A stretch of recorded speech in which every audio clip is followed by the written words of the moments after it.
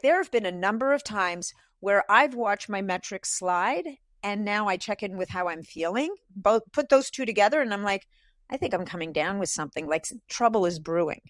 Being aware of how you're feeling and how you're performing relative to how you were feeling or performing maybe a week, a month, a year ago is important. Using wearables in a balanced way as feedback, just to have an eye on the most obvious signs that things might be going sideways. So you're not recovering as fast, your deep sleep isn't great.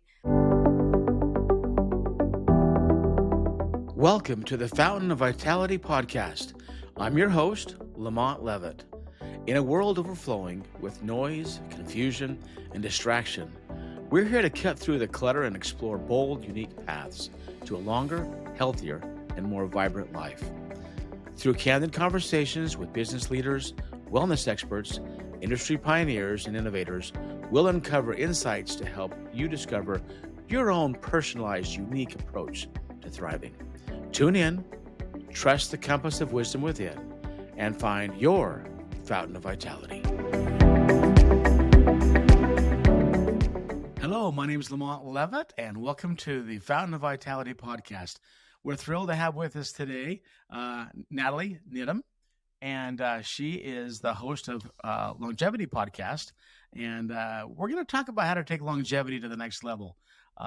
She's a holistic nutritionist, longevity educator, and I've done a variety of things. And we'd love to get her perspective on how we can be healthier longer. Nathalie, thank you for joining us today. Thank you for having me. It's an honor to be here. Well, tell us a little bit about your journey and how you got into this and have found a way to make a difference in other people's lives. Yeah, I think I've always been interested in health and I've always been interested in health and the human body. I studied physiology when I was in college, but I ended up most of my professional career working in advertising sales. And about 15 years ago, went back to school, became a holistic nutritionist. And before that, throughout my career, throughout my adult life, I was a fitness instructor. So I always kind of had a bit of a hand.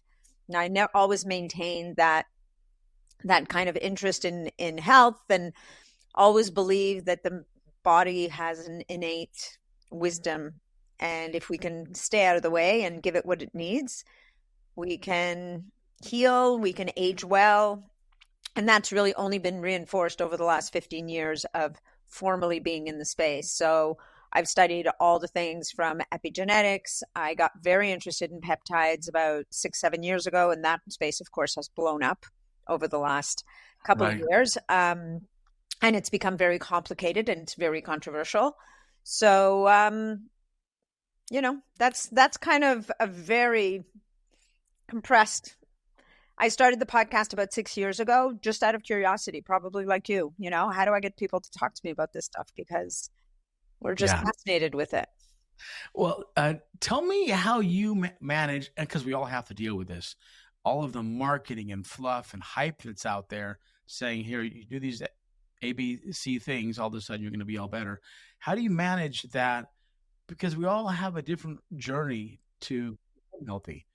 Yeah, well, as soon as somebody says do ABC and everything will be better, I run for the hills. So the truth of the matter is that we are, and the rise of personalized medicine is not by accident. We know that each individual is going to respond differently to different interventions based on a laundry list of reasons. They're your genetics, your lifestyle until today, whatever health issues you may have collected along the way, any pathogens you've come in contact with. So whether that might be you've accumulated heavy metals, or maybe you've had an exposure to Lyme or Epstein-Barr virus, like all of this. So this whole, your approach to life has a huge impact on how your health expresses, as it were. So if you're someone who holds a lot of stress and hasn't quite tapped into the best ways to manage your own stress, that's going to be an impact. If you're going through hormonal shifts, depending on your age. So all of these factors really influence what really is going to work for you and what isn't. So I think that for me, it's coming, and because I get approached by a lot of companies with a lot of products, everybody thinks they've got the greatest things in sliced bread.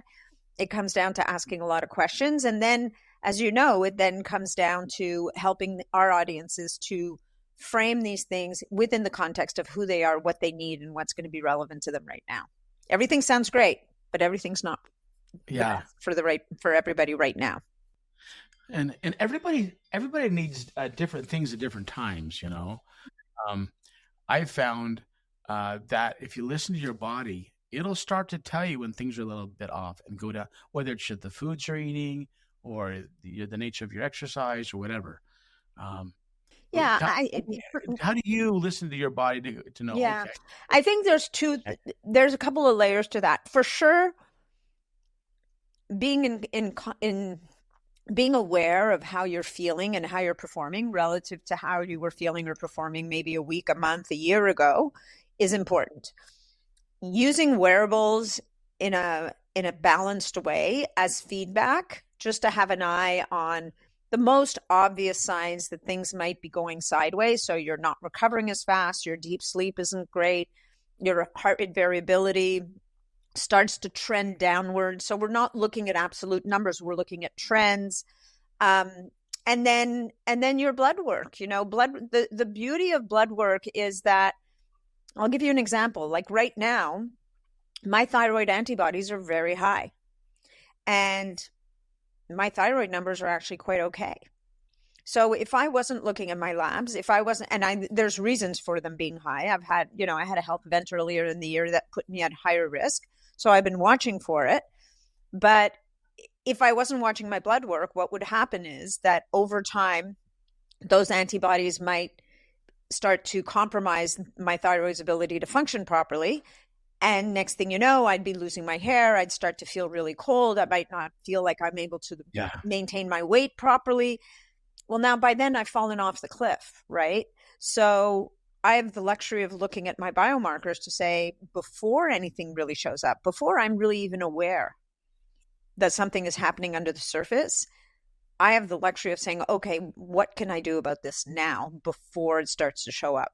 Which is incredibly powerful, because by the time you start losing your hair and you're feeling cold and all the symptoms are showing up, it's just a lot harder to turn the ship around. Yeah. So it's a combination of, to your point, using your felt sense and being in touch with yourself, using some of the amazing tools that are now available to us in the right way, and then working with a physician to make sure that you're also looking at your blood work in a way that's going to give you a heads up in terms, again, of trends. Now, from a blood work standpoint, well, two things. One, how there's all different levels of how much blood work you can do. I've heard of full on, whatever. What are some things you recommend on blood work? And I'd love to get your comments or thoughts on wearables too. Some of the different ones, whether it's watches or rings, or what are you seeing is most effective for people that they can not mess up their life by it's too much of a hassle. Yeah. So in terms of, and it's going to depend from person to person, right? A lot of it has to do with personal preference.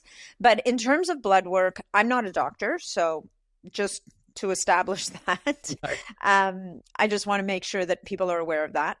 I think that working with a physician who is willing to take the approach of prevention and watching out for things before they happen is very important.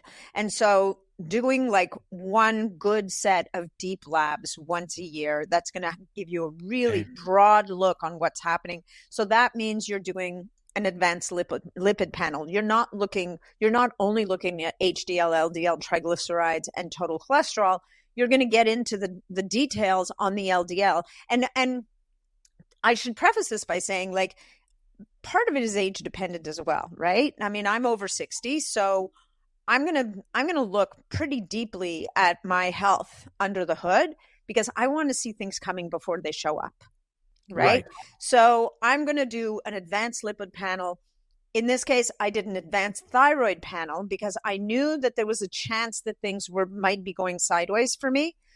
And it's a good idea, even once a year, to do those advanced panels, because it gives you a benchmark so that next year you're looking at those advanced panels again and you can see, are you the same? Have you slid a little bit, or are you improving? Like, there's nothing wrong with taking a, what's the way to put it? Like you don't want to be anxious about it, but you want to be clear-eyed about these things, right? Like I interviewed a cardiologist not too long ago. There's a good chance I'm going to do some advanced imaging of my cardiovascular, of my arteries, because I carry a couple of genetic markers that put me at higher risk for cardiovascular disease. There's no sign that that there's anything going wrong with me. A conventional doctor would be like, Nat, you have no symptoms. Why would we do that? And Nat, at 62 years old, is saying, because I want to know what my baseline is. So let's say I have no plaque. Amazing, right? Great. Let's say there's plaque that is not symptomatic, but there's a buildup, but I won't know that yet, right? I'll know what my plaque levels are today. In a year, depending on what the result is that comes back, my physician might say to me, you know what? There's enough there that we want to know if it's aggressively building or not. So we may repeat it in 1 to 2 years, but now we have a baseline. If we stuck our heads in the sand and waited too long until, let's say, God forbid, I become symptomatic, we'd have no clue. Right. So, how long has this been going on? You don't know. And how aggressive is it? So getting these data points, and if you're 50 years old, it's not too soon. Frankly, if you're 40, it's not too soon. I mean, doctors are seeing heart disease develop in 30-year-olds right now. So we need to be clear-eyed about this, right? And so as a 30-year-old, let's say you do some of this advanced screening because you have the luxury of being able to afford it and to do it. And especially if you're a CEO, you're a high-performing individual, you're stressed out, you're going to dinners all the time, like you're living a lifestyle that is pretty high intensity. Yeah. So get those baselines down even now. And maybe you don't repeat the deep work for a while if everything looks great, or you might get some hints that, hey, we better keep an eye on these things. And by the way, you might want to make a few adjustments to your lifestyle while you still can, so you can turn the ship around, right? Yeah. So that's my approach. When it comes to wearables, it's all about what resonates for you. I personally am a big fan of the Oura Ring because it's unobtrusive. It's easy for me to wear. I've been wearing this thing since they came out with the first one, like that big one that looked like a mood ring. I don't know if you remember. Yeah, I remember those, yeah. And I think they've done a really good job with this device. It doesn't, it doesn't occupy any real estate on me. The thing I'm wearing on my wrist is called an Apollo Neuro, which is more of a stress management tool than it is a biomarker collector. So the Oura Ring is going to allow me to not only keep an eye on, the balance of my nervous system, how well am I sleeping, my resting heart rate, my respiratory rate. Like, there have been a number of times where I've watched my metrics slide and now I check in with how I'm feeling, put those two together. And I'm like, I think I'm coming down with something, like trouble is brewing, right? It's like the canary in the coal mine. You can actually, when you've been wearing these things for a while, you can start to look at these numbers and start to see where, maybe I should get a little extra sleep tonight, maybe do some immune protocol to help to support my immune system. Yeah. You watch the patterns. The trick is not to, and then the other great use of it is if you change something or you're testing something. Let's say I start testing a different workout routine or a different sleep supplement or any of those things. Or I want to say, I wonder what happens when I finish eating 3 hours before bed versus I have that extra meal or a snack an hour before bed or 20 minutes before bed. I'm going to watch my metrics and notice what is the difference in my sleep and my recovery between those two instances. Or I might be able to say, I just started a sleep supplement. Holy cow. When I take this sleep supplement, and you want to assess it over a week or two, you don't want to assess it on one night, you might notice trends changing. So the power of these wearables is insight. Right. Thank you for your thoughts on that. One thing I've learned is some people, when they get older, they'll quit walking I said, why'd you quit walking? And well, my knee's been bothering me. And then, so then that leads to other problems because you're not exercising anymore. So I think if you find, for our listeners out there, if you're finding that you're changing your behavior on exercise or being out with people for whatever reason, maybe you got a hearing problem or whatever, sort these things out and stay ahead of them, because you're going to have new ones that will hit you. So and stay active. Stay active and control what you can control. Yeah, because that stagnation, when we stop moving, when we accommodate the injury or we accommodate the not being able to hear or not being able to see, you're starting a regression that you're not going to be able to stop. So there's a balance in pushing through, and frankly there's a reality in saying, okay, how can I fix this? Right? Or maybe walking, running is no longer your thing. Maybe now you're getting in the pool and you're swimming instead. Mm-hmm. Find another way. If you got a back problem or something, and you may talk to your doctor and as well, you know what? You may have to get more aggressive with swimming and biking and, figure out how to exercise. And if you've got an injury, I've learned, let's say your ankle's messed up or your knee's messed up for a week, don't not work out. Work on your upper body. Do something different. That's let that part of your body rest and heal, and work on something else. Mm-hmm. And keep it moving. Blood flow is what heals, right? Yeah, that's exactly true. The whole philosophy of RICE, the rest, ice, compress, and elevate, is a little bit getting turned on its head right now, because we're understanding that icing actually inhibits the proper inflammatory response. It can help with a chronic inflammation, but it actually can help to prevent healing.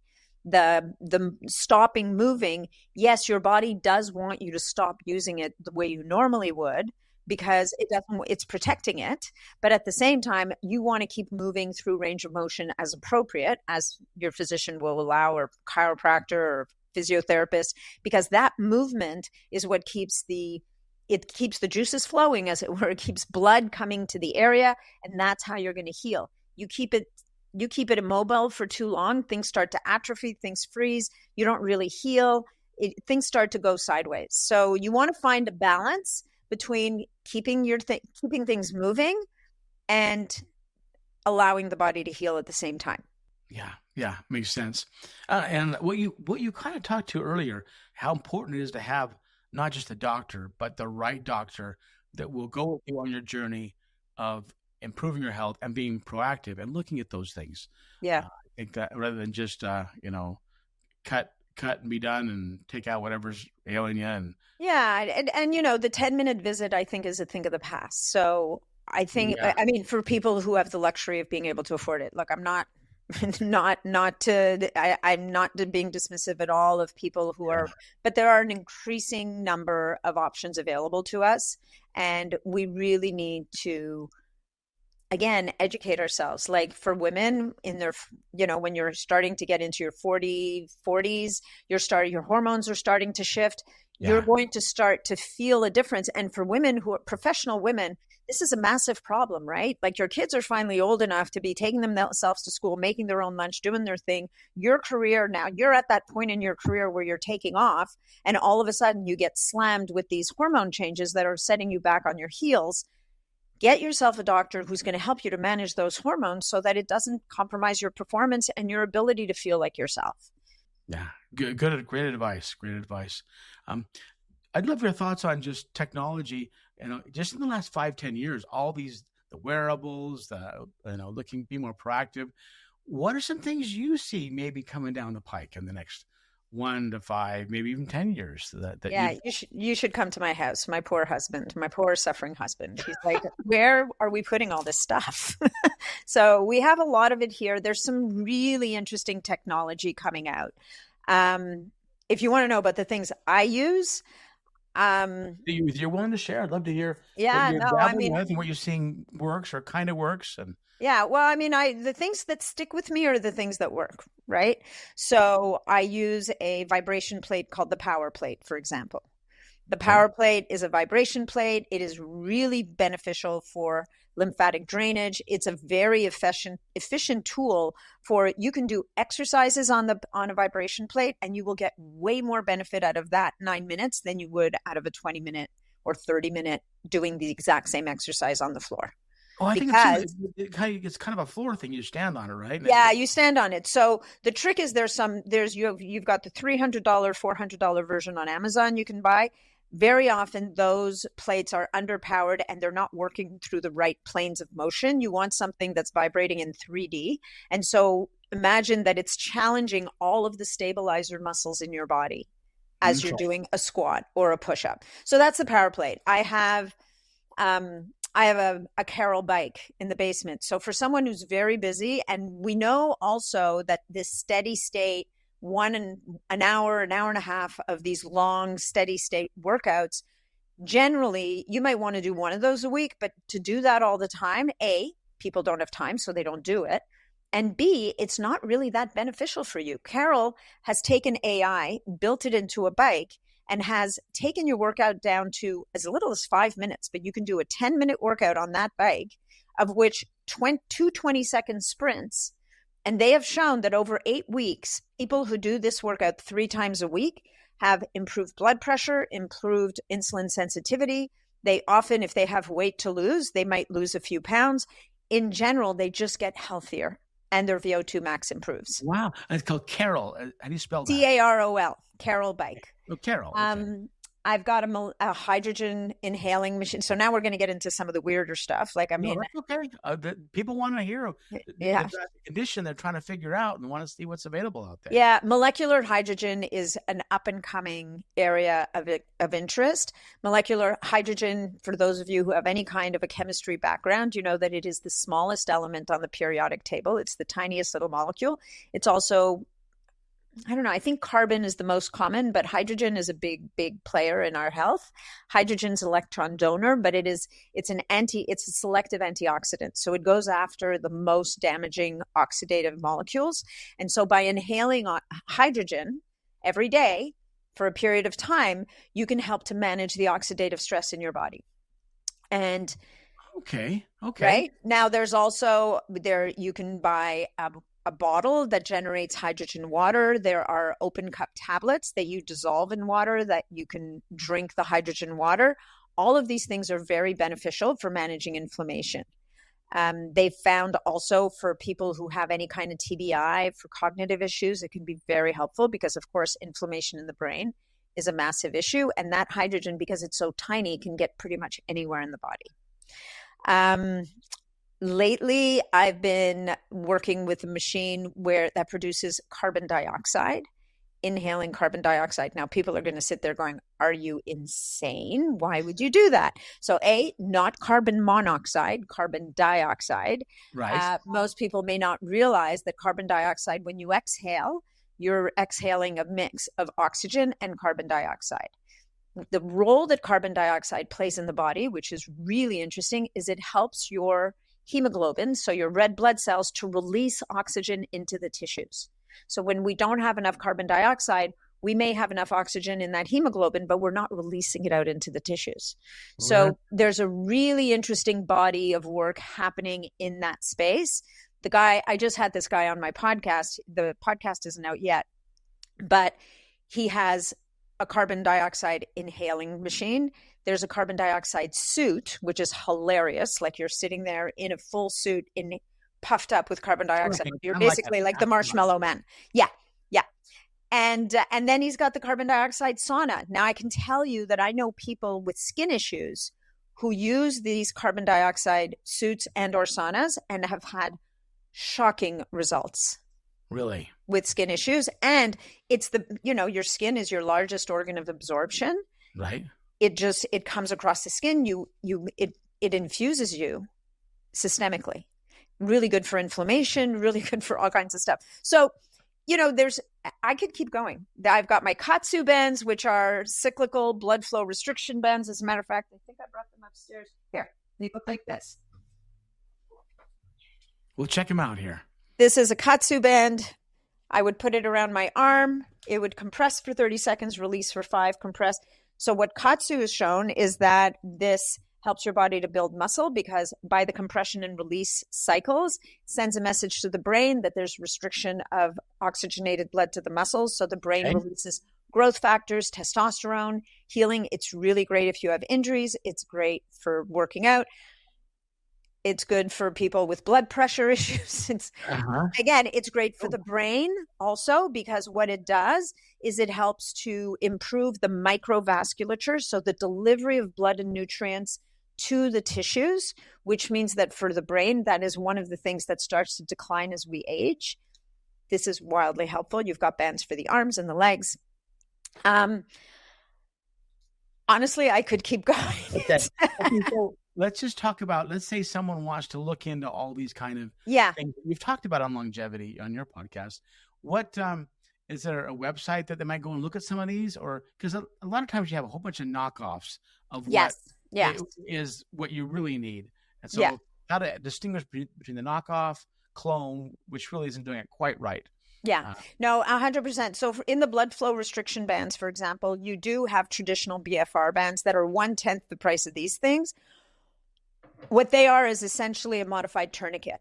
And what they don't do is compress, like tighten and then release, tighten and then release. It's that action that seems to really generate a lot of the benefits. This technology is out of Japan. So aside from, you find the person, whether it's me or someone else who you resonate with, who you feel you can trust. And on the podcast, I pretty much talk about all of these things. I bring these people onto the podcast because I feel very strongly about educating, helping people to get educated. So every one of the things that I talked about in the technology side, you could make an argument for anybody using it. But at the end of the day, we only have so many hours in a day. We only, different things are going to resonate for different people. So what people need to do is find a practitioner to sit with and figure out where your gaps are. What are you willing to do? What really grabs you, right? Of these things that I just talked about. Like I could be sitting at my desk and I throw on a CO2 mask and I'll breathe CO2 for 10 minutes, right? Or I'll throw on a hydrogen mask and I'll breathe hydrogen for 20 minutes. I'm still working. I'm still doing my thing. But that's me. You incorporate it into your day and that works for you. Exactly. That's me. My power plate, I'm on that thing every morning and if I can, every night. And it's 9 minutes, right? I could be using it to work out. The Carol bike is a 10-minute thing, but you start adding these things up. Yeah. I've just talked about an hour, right? I haven't even talked to you about the red light helmet that helps to improve blood flow to the brain. Like I'm starting to think of these things because we're at an age where we're like, okay, I need to make sure that all of this stuff I'm supporting my body in its ability to repair and heal on the fly before things start to fall off a cliff. Yeah. I've heard a lot about the red light therapy and all the different lights. I didn't even go there. We didn't go there. So there's a whole bunch of therapy related to light in our life. So I do. I mean, there is a section on my website called Nat Recommends where you'll find all of these products. But even then, I'm very cognizant of the fact that there's a lot there. It can be very overwhelming. And people often will need help kind of curating these, like a program for themselves. So as a result, I'm actually developing a program right now that looks at people's genetics.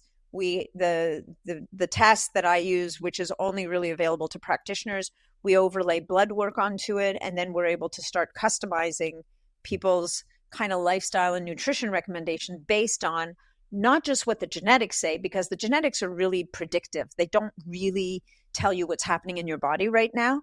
But by taking the blood work and overlaying it over the genetics, we now see what's showing up. And are your genetics influencing this? And that might give us some insight into what approach might work better for you to address it. Yeah. So I think that what's most important is you start doing something. Whether it's a wearable, get a blood test done, start going down the journey of discovering your own health. Yeah. And your journey for our listeners may be different than my journey. It will be different. Yeah. It's about you. It's not one size fits all thing at all. This is Yeah.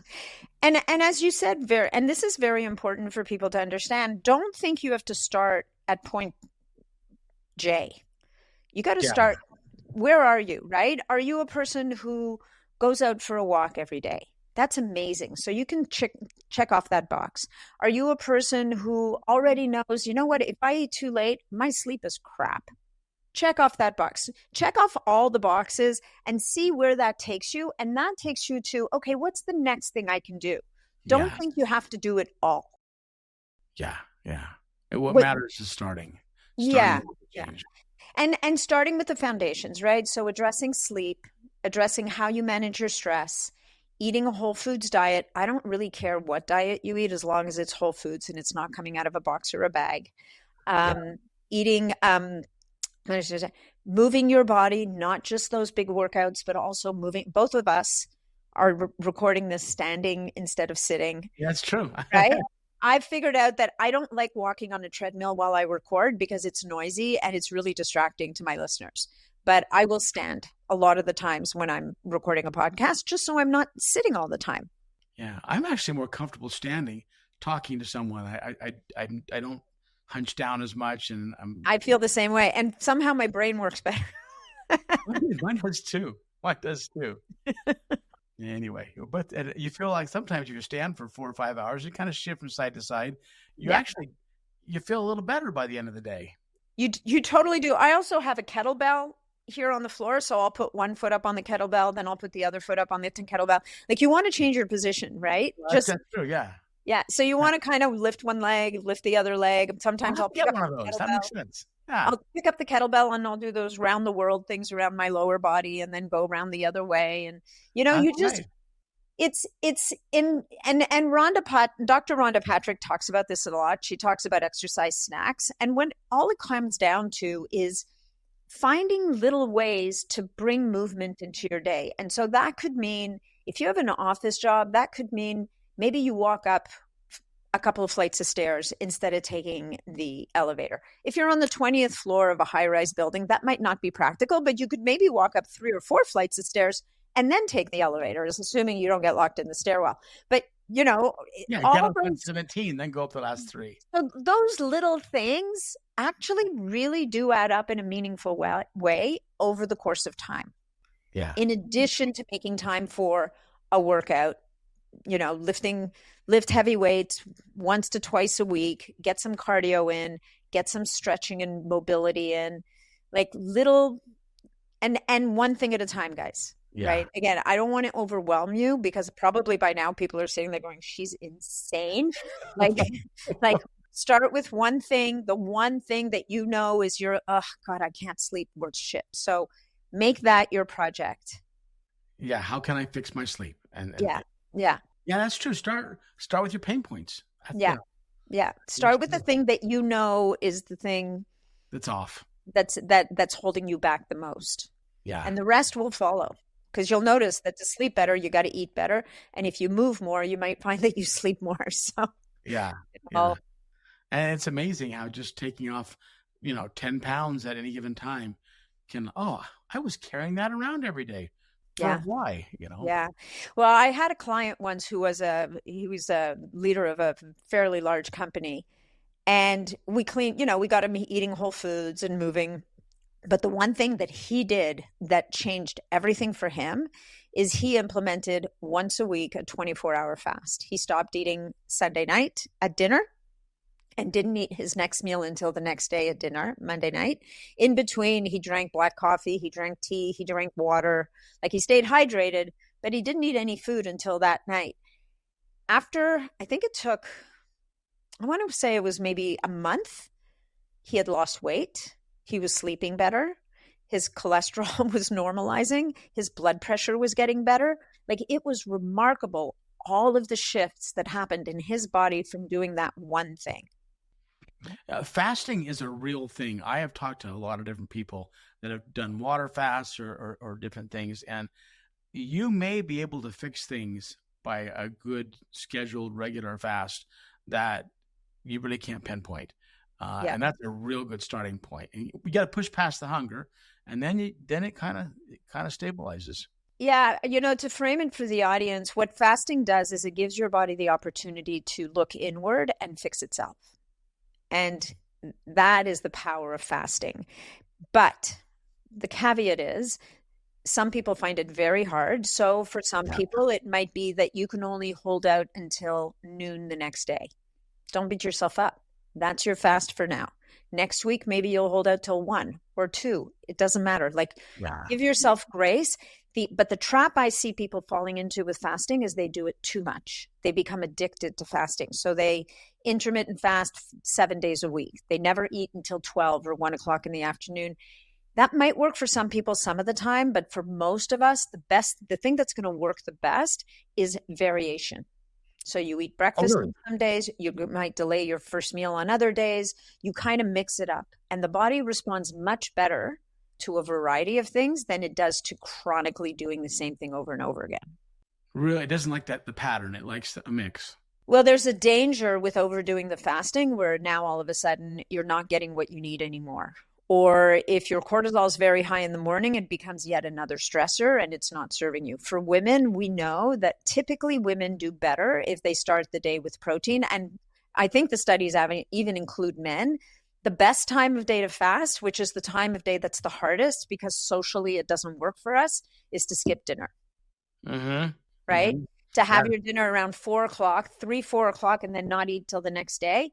That is the most powerful fast that you can do. The problem is that dinner is when we come together. It's a social thing. So it's really hard to do.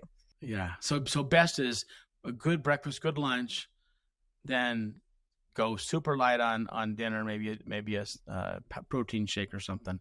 And then or broth or soup or something. Yeah, absolutely. Yeah. I found if I have in the morning, like a fruit spinach shake with a lot of vitamins and stuff within 2 eggs, that I can ride on that for the longest time. It gives the protein with all the other ingredients that are good for you. So, yep. Anyway. Yeah. No, I mean, you got to find what works for you, right? I mean, I think that, but starting the day with protein is a good idea. And you also can, if you get into the right habits, you don't have to keep counting all the time, right? Yeah. Once people there's a bit of a thing going on in social media right now where people are just exhausted. They're like, oh, I'm doing too much. I'm watching everything. I'm counting everything. It's exhausting. We just got to live. Yes. But I also think that if we can take a period of time and build the right habits, those habits become what you do and you don't have to think about it anymore. And you can, and if you go to a birthday party or you go to a celebration, you get the wiggle room to do what you need to do with those things, right? The trick is to build enough resilience into your system so that 20% of the time you can do whatever the heck you want. I wouldn't suggest tying one on 20% of the time necessarily, but you get wiggle room. Like have the birthday cake for God's sake, if it's going to make you happy, because you've given your body what it needs all the other time. That you have that resilience. You can absorb the less optimal things and not have it affect you. Yeah, makes sense. Natalie, it's been a blast having you on today. Thank you for your time. If any one of our listeners want to get a hold of you, what's the best way to reach you? Where could they reach out on your website? And tell us about your other thing you've got coming up as well.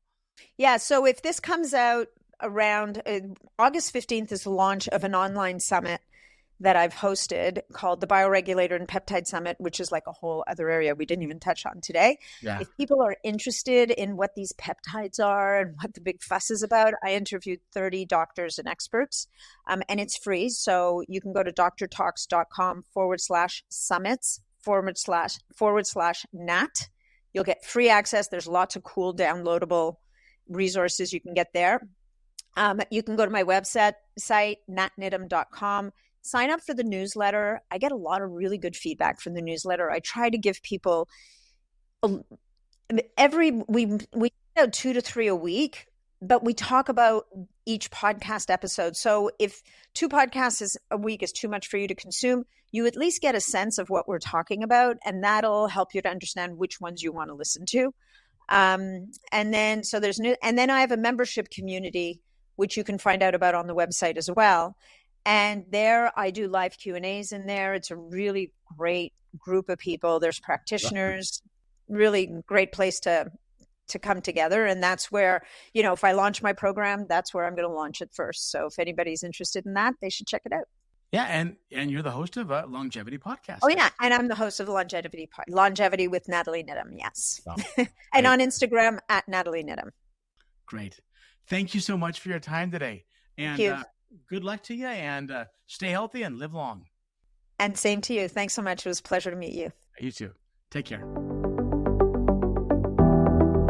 Thank you for tuning in to the Fountain of Vitality podcast. Head to fountainofvitality.com for more episodes, insights, and resources. Remember, your health is yours to own.